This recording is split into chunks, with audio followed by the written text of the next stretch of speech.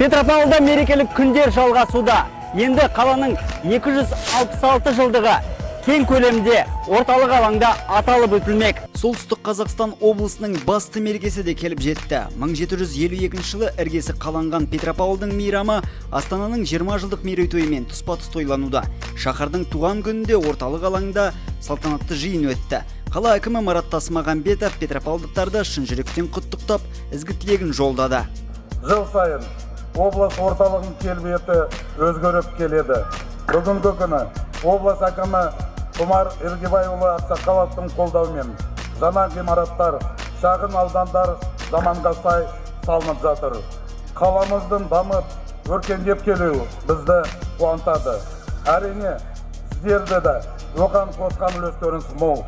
Ендеше жайқалған қаламыз есте қалатын көркем қалаға айналсын. Дәстүрге сәйкес қаланың әлеуметтік экономикалық дамуына сүбелі үлес қосқандар марапатқа ие болды. Олардың қатарында Таңат Сүгірбаев, Асыл мұра орталығының жетекшісі Зейнет демалысында болса да, қоғамдық жұмыстардан қалыс қалмай жүр. Қызылжардың соңғы кезде көркем гүлденіп келе жатқанына куә болып отырмыз, әсіресе соңғы жылдары. Сондықтан да біздің айтатынымыз, еліміз гүлдене берсін осылай. Бұл жолы облыс және қала өнерпаздары тұрғындарға көтеріңкі көңіл күй сыйлап, шығармашылықтармен бөлісті. Жастар концерттік бағдарламада әр саланы қамтуға тырысты. Ырғақты билер мен әсерлі патриоттық әндер орталық алаңда салтанат құрды. Мереке көркін Қазақстан эстрада жұлдызы жерлесіміз Иса Али Мусаев қыздыра түсті.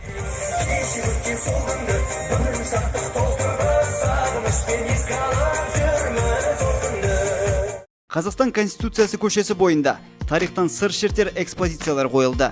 18, 19 және 20 ғасырларда өмір сүрген тұлғалар мерекенің маңыздылығын айқындап қойғандай.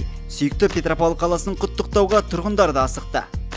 Осылай шаттық мерекелер бола берсін, аспанымыз ашық, тыныштық болсын, осылай гүлдене берсін, Қызылжарымыз аман сау болайық бәріміз. Қаламыз өте әдемі көркейіп жатыр.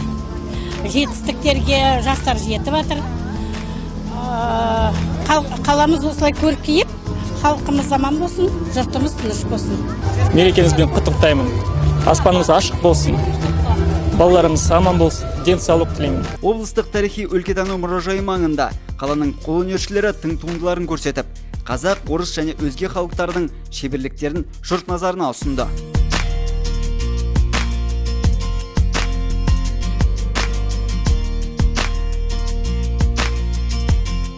Петропавлдың 266 жылдығы бүгін тарихқа айналды. Болашақ деген кітаптың жаңа парағы ашылды деуге болады. Айта кеткен жөн, қаламыздың күні кең көлемде шаһардың басты алаңдарында тойланбақ.